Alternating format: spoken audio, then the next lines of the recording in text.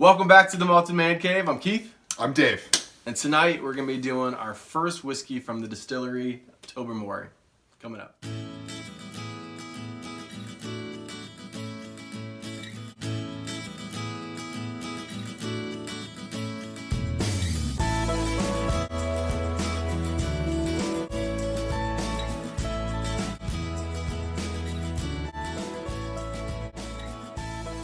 Alright, so we're back. And as I said, we're going to be doing a whiskey from Tobermory Distillery. They have two brands. They kind of have Tobermory, which is unpeated, and then they have Ledaig or Ledaig. Or Ledaig. Which is peated. And me and Dave were talking. He thought it was Ledaig. And I did too until I watched one of Roy's videos that talks about pronunciation. Did you know that Roy, in his video, he said Ledaig? No. But anyways, in the video, or I don't know if it's in the video, just maybe just talking with him, he said there's actually a street in Scotland, and Scottish people call it Ledaig. So even as Americans, we may feel stupid for calling it Ledaig, but even Scottish people call it Ledaig. But the distillery is either Ledaig or Ledaig, whatever you prefer. So we're doing Ledaig 10. It is uncolored, unchill filter, and it comes in at 46.3% ABV, which makes me very happy. It is one of the distilleries that is part of Burn, Stewart, and Distill. They have also Bunnahabhain and Deanston, which two are my favorite distilleries. So I'm really, really loving the stuff that they're putting out. Mm-hmm. So a couple fun facts about Ledaig or Tobermory. The Tobermory distillery, I believe, was founded in, is it 18? Or was it in the 1700s? 1798. I can't remember the gentleman that founded it. And as I said, it's owned by Distill. So, without further ado, let's get into some whiskey. There you go.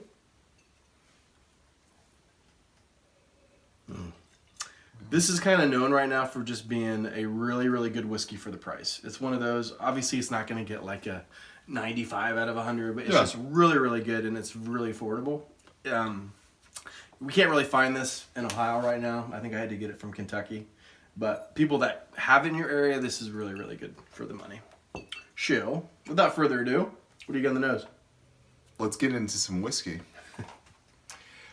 So right off the bat, I felt a little like a whiskey snob because I said, this smells like adhesive bandages.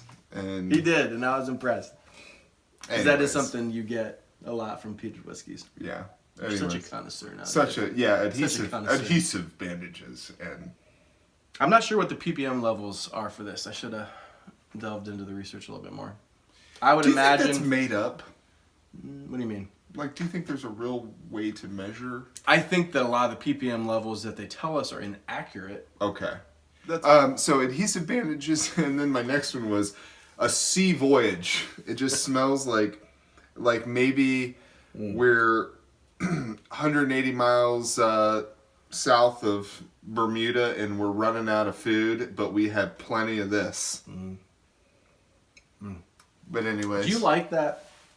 So when I first started whiskey, like anytime I'd get peated with all this briny, sea salty, like I don't mind it at all, man. But I love it. Like I love it. I don't mind it at all. And going back to, I like strange smells and like getting comfortable with something. But anyways, that's why I'm friends with you. Pull my finger. And then I wrote, man, I'm gonna keep it. So I don't know if you noticed, but I am a different shade of melanin. Yeah, I told him he's gonna make me look like a freaking pasty. We were so we decided on our vacation that instead of going on vacation, we were gonna do flood relief for the Outer Banks by stimulating their economy. And we got there the day that it stopped raining, and it was great all week, man. And then we drove up to D.C. for a wedding last weekend, and then over. Did you do the Smithsonian? No, man. We just partied with her family, and then had a hotel room. I took the kids back, and Hallie stayed and got down with her aunts and uncles. And tell them the story about Ben. Oh my goodness, this is crazy. Okay, so. In my house, spiders are kind of friendly. Like you, they're all dead when they're found in my house, they get murdered. We have a lot of Sometimes it's a slow mosquitoes. death. We have a lot of mosquitoes where we live, and mosquitoes are the worst. Anyways, so spiders are friends. Don't kill a spider. You can remove it from the situation, or just whatever. In my defense, I had a traumatic experience with a spider. Yeah, and you know what? I don't want a spider crawling on me. It's not like I'm like, come on, spiders. Anyways, so you don't kill them in the Claire. So I told Ben. So Ben's real careful with spiders, but he tends to like them, and we're in another state. He's 5. He's in another state. He goes and hangs out by the pool, waiting until I get there so he can jump in. And he found a spider. And when I got there, he was dropping this thing from one hand to the other, letting it fall. And I told Keith it was like a primal. I knew that spider was wrong the second I saw it. And I've never seen that spider before in person, but and I couldn't even see that. Yeah. It's on the bottom. Yeah. The top. And he showed me pictures, and it was a black widow. Black widow. His son was just having a fun time. Just playing with Miss Black Widow. He's like the spider whisperer, because apparently the Black Widow like yeah, him. she was just chilling. That's so crazy. So that could have been a bad that would have been a bad news bear for that vacation. Yeah. Thank goodness. Yeah. Hallie's like, I bit him, and he's gonna go to sleep tonight. Actually, that's what I was thinking. Like, were you afraid to let him go to sleep, guys? No, because the symptoms, it hurts immediately. You know you've been bit when you've been bit. Anyways, so just got back from vacation, and this rings the bell on a lot of that. The sea air, the salt in the air, the constant saltiness, and that's really what this is. Reminds me of wet sand going down to the beach. The smell of the sand. But then it's also got the usual suspects as far as for peated for me. It's got some mintiness and some clove in it. And then it reminded me, my mom had this, I don't know if your mom had the melted wax thing that was like a syrupy juice that was on a hot plate and it smelled good. Oh, yeah. Yeah. Yeah. It was like melted wax or something. What flavor was it? Because this does kind of remind me of like vanilla, mid 90s mom. My mom, they have those candle parties that were really big in the 90s. Yeah. And they had like the big one that has like 3 wicks. Oh, my mom had the vanilla one, and this kind of smells like that. Yeah. They're even saying there you go. I didn't put that in my notes. So I get, weathered rope. Take me on your sea voyage. I'm ready. Barnacles and seashells. That's such a cliche thing, but it is what it is, man. It really does smell like it. Little floral buttercups. Vanilla, as I said before. Smoky bonfire with like you're toasting marshmallows. You get that kind of sweet mixed with the smokiness. Mm-hmm.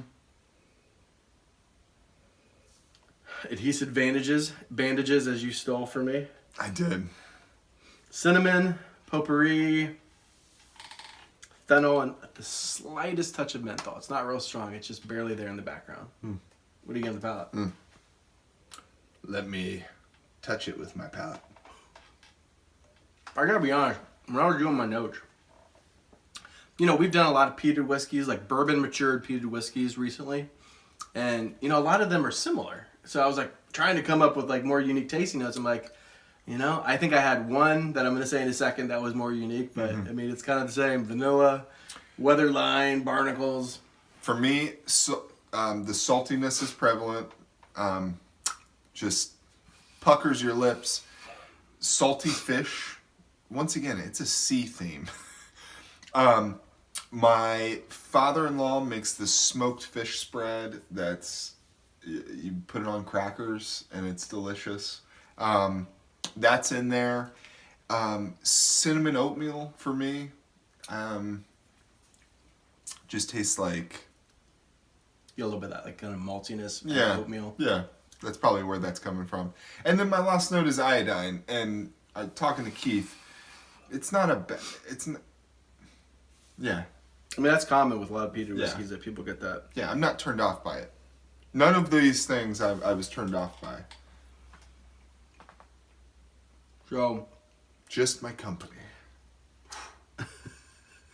Slight menthol, oak, and the one unique, like it was like almost like. Do you remember? Did you ever in school like build something with the domino sugar cubes? You glued them together and you like built like stuff, like built like a fort. No, they didn't have that in regular school. They just had that in your class. What?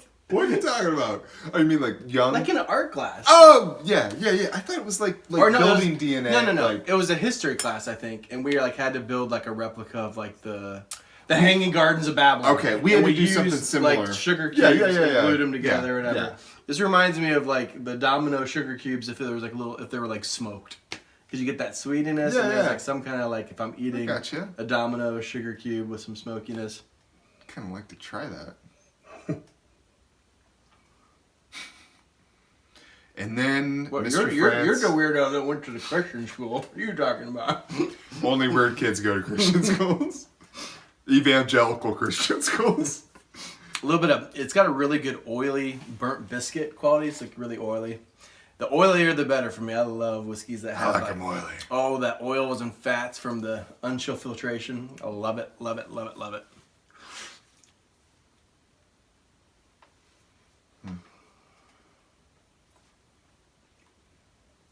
Honey and vanilla. And lastly, you just get some amazing, amazing saltiness and brininess. You know, even though it's not super unique, to me it is just really good quality for the price. And it's the fact that they bottled it at a higher percent ABV, the 46.3, it really helps the flavor stand out. What about the finish? The finish, for me, a lot of your notes, as far as the honey and the vanilla, stay for me in the finish. Smoky throughout. And now I'm just thinking about smoked sugar cubes, because you're right, it stays right on your tongue. It tastes like almost tastes like a smoked sugar cube is just dissolving on your tongue almost. You like it better now? It's better than the first dram you had? Yes. We'll get to that. Yeah, we'll get to it. So for me on the finish, I think it's pretty medium to long. It's not short at all. The unchill filtration and the higher BV definitely does this, does about a good for sure, or a finish good. But I'm such a dad now. Little like slightest bit of oak, smoky sugar cubes, a little bit of smoked like swordfish. I didn't get it as much. I think I missed that note in my palate. I think I got that earlier when I was nosing and tasting it. But I kind of get a little fishiness at the end. It's pleasant. It's not unpleasant. And again, like I said, the honey, the vanilla, a little bit of fennel, and then it kind of ends drying at the end. Pretty good stuff. Pretty good stuff. Malted Man Cave Mark, what are you going to give it? Well, so Keith handed me this, and I put it up to my nose, and I was expecting a sweet scent, a sweet, expected, wanted scent from a long day coming back from vacation. I had it in my mind. We've done a lot of peated whiskeys, and I think Dave was ready for a bourbon or a bourbon matured scotch without peat. Yeah, so, surprise! Boom! And he must have saw the look in my eyes, or like the color. I was like, I swear, next time we're gonna do either a bourbon or a bourbon matured without peat. I promise, Dave. Yeah, no. So, man, second time around, it definitely opened up for me. Even my notes aren't even that. Even when I was upset about it, it still proved that it was a decent whiskey. It's got good range. It's not predictable. It lets you kind of figure out what it is probably over the course of a bottle. So what was the cost of it down in Kentucky? It's actually been a while. I think it's like but not that reasonable. 40 to like 55. So a really reasonable price. I'm gonna give it a strong 87. 87? 87. That's exactly where I'm coming at. 87 or 88 for me. If they took this exact whiskey, the same cask they use, and they actually just let it sit for like another 5 years. Let's see, this is a 10-year-old for another 5 to 8 years. If it was a 15 or 18-year-old with this exact whiskey, just more time, I'm telling you, I think this would be like a 92 or 93 for me. I think I'm going to give it an 88 just because I love Burn Stewart. You know, this is a really flavorful. You know, it's not like crazy, super unique, but like this is kind of like the Ardbeg 10 to me. It's amazing for what it is, for the price. I would drink this all day, every day. And feel like I got a huge bargain for like $45-$50 for this. So I agree. I'm gonna give it an 88 out of 100 for me. I'm sticking to the 87. All right, question of the night. So obviously you guys know we're from Ohio. We're big Ohio State fans, and there's this big crap storm with Urban Meyer and all that. We're not gonna get into kind of where we stand. There's not enough information yet. You know, obviously we hate domestic violence. We don't want anybody, you know, we have daughters, you know, we love our wives. We don't want any of that. You know, I think people are jumping a little too quick to judge. We're not going to get into that. But we just but we're also saying that because we support, because we like Urban Meyer as an individual, and we want the best. What's the word I'm looking for? We want to hope for the best, that maybe that he did everything he should have done. Well, and he hasn't. I know some people feel like he has a proven track record of blowing up programs or whatever, but in people over exaggerate. In Florida, every coach before and after has had rough. There's just some of the people that they recruit to Florida are from rough neighborhoods, you know. And but with that said, I was wanting to ask, where do we feel like the media is right now in our country? Is the media a good thing right now? Is it heading down a bad path, a good path? Just kind of, I mean, obviously I'm glad we have the media. Is there mainstream media? Is there such a thing as mainstream media? So, I don't know. Yeah. But where do you think right now, man, the mainstream media as it is, do you think it's good right now, the state that it's in, or bad? I think media reflects the state of the people, what the people want, right? Because it's what sells, right? Yeah, but there's also... But what I'm getting at is that the journalism that happens today, because it happens so quickly, there is no time to develop a story and develop a narrative and get a real meaning. Everything has to come out as quick as Twitter. And I don't feel like... I feel like... Now, I'm not my dad or Donald Trump when it comes to... I don't think the media... I think it does have its own narrative. Each station, each person has their own agenda and narrative. Going back to school shootings, or not going back, but talking about school shootings in media, I feel like the media takes advantage of situations to promote their agenda. Whatever they're wanting to drive, that's going to sell viewership. Mm-hmm. And so if it is build the wall or lock her up or collusion or whatever narrative that they're trying to push, they're pushing it because they want to get clicks and they want to get views and they want to. So I don't think media is healthy at all, because we as a consumer are society. Not healthy. We're not demanding better. And that just goes back to original sin and the fall of man. I'm just kidding. I'm just kidding around with that. Ask Keith. I'm the liberal.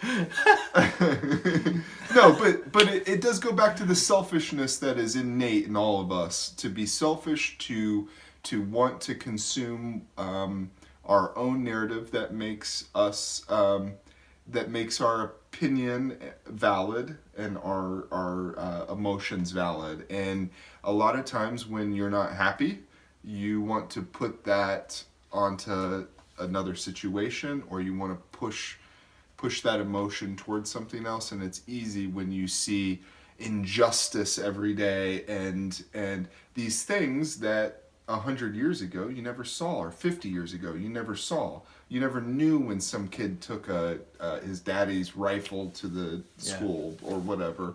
So I just think it's kind of indicative of the human spirit. How about you? I think that true journalism is dead. I'm sure there's good journalists out there with integrity. Yeah. I just think a lot of the big stations, a lot of the big websites, a lot of the, I just think it's so biased on both sides, whether it's political, whether it's whatever. I just think that right now it's kind of, and I am someone that is a moderate that leans right. But on both sides, like I don't really want to watch CNN or MSNBC because they lean almost too far left. But I don't. Fox News also, I don't really believe what they say either. I used to, but they lean too far to the They have side. An agenda too. They have an agenda. And I can see both sides, and I'm like, I'm just kind of sick of stop trying to brainwash me. Yeah. I get offended, and it makes me sad that a lot of Americans just don't seem to take the time to do their due diligence and get to the bottom of what they really believe and not just what people want to sell them. And this kind of mob mentality of intolerant tolerance a lot, it makes me sad for our country, I don't know. Yeah, man, I don't feel like we're in a good place. But I feel like we're in a place that change is going to come from. Yeah. I think a lot of it I know most of everyone our age feels the way that we do. Yeah. And if political parties are going to do something about the future backbone of America, they're going to have to figure out that what they're doing is they're going after the baby boomers. Yeah. And they're going after the growing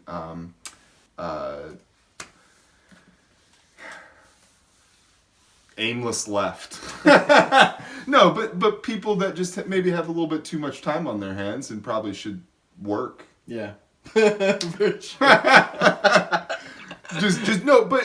just do something useful. Yeah. Yeah. The last example that I would give, and then we'll sign off.